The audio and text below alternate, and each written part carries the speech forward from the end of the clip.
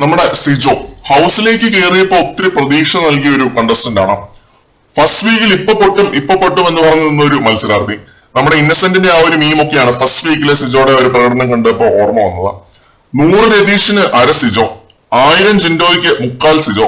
നീ ആദ്യം ഈ സിജോനെയും മുക്കാൽ സിജോനെയും ഒക്കെ താങ്ങടാ മോനെ, എന്നിട്ട് മൊത്തത്തിലുള്ള ഒരു സിജോനെ താങ്ങ. അര സിജോനെയും മുക്കാൽ സിജോനെയും കൂടി വന്നാൽ തന്നെ നീ ഇവിടെ കിടന്ന് മെഴുകും. ഇതൊക്കെയായിരുന്നു സിജോയുടെ ഫസ്റ്റ് വീക്കിലെ ഡയലോഗ് അടി. ഈ ഡയലോഗ് കേട്ടിട്ട് നമുക്കൊന്നും തോന്നിയില്ല എന്ന് മാത്രമല്ല, നല്ല ചിരിയാണ് വന്നത്. വെറുപ്പിക്കൽ അറ്റ് പീക്ക് ആയിരുന്നു സിജോയുടെ ഈ ഡയലോഗുകൾ. അതൊക്കെ വേറെ വിഷയം.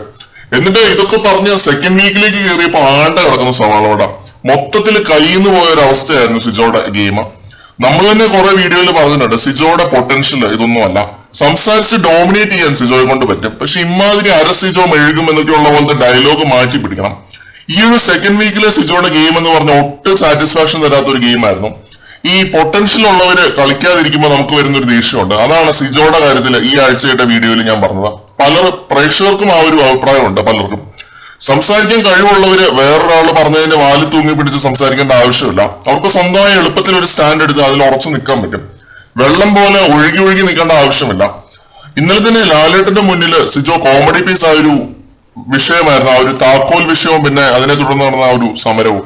റോക്കിയുടെ പ്ലാൻ ആയിരുന്നു അത് എന്നുള്ളത് ലൈവ് കണ്ടവർക്ക് എല്ലാവർക്കും അറിയാവുന്ന കാര്യമാണ്.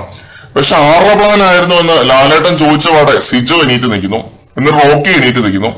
ആ സമരം റോക്കിയുടെ ഐഡിയ സിജോയെ ഏറ്റുപിടിച്ചു എന്നേ ഉണ്ടായിരുന്നുള്ളൂ. വേറൊരാളുടെ ഐഡിയ വെച്ച് ക്രെഡിറ്റ് എടുക്കാൻ നാണമില്ലടാ എന്ന് ലാലേട്ടൻ പോയപ്പോ റോക്കി ചോദിച്ച് ഒരു വളിച്ച ചിരിയും ചിരിച്ച് ചമ്മിയിരിക്കുന്ന സിജോനെയാണ് നമ്മൾ കണ്ടത് എപ്പിസോഡില്. എന്താണ് സിജോയുടെ ഗെയിമിന് സംഭവിച്ചത് എന്നത് ഇപ്പോഴും വ്യക്തമല്ല. പക്ഷെ ഒന്ന് ആഞ്ഞു പിടിച്ചാൽ സിജോയ്ക്ക് തിരിച്ച് ട്രാക്കിലേക്ക് കയറാൻ സാധിക്കും. കാരണം അത്രയ്ക്കും കഴിവും പൊട്ടൻഷ്യലും ഉള്ള ഒരു BB മെറ്റീരിയൽ തന്നെയാണ് സിജോ. നാക്കുകൊണ്ട് ഒരാളെ അടിച്ചിടാനുള്ള എല്ലാ കഴിവുമുണ്ട്. ബഹളം വെക്കാതെ പോയിന്റ് വൈസ് ആയിട്ട് കാര്യങ്ങൾ പറയാനുള്ള കഴിവുണ്ട്. പക്ഷെ ഈ പറയുന്ന ഒന്നും ഈ ഒരാഴ്ചയായിട്ട് സിജോയിൽ നിന്ന് നമ്മൾ കണ്ടില്ല.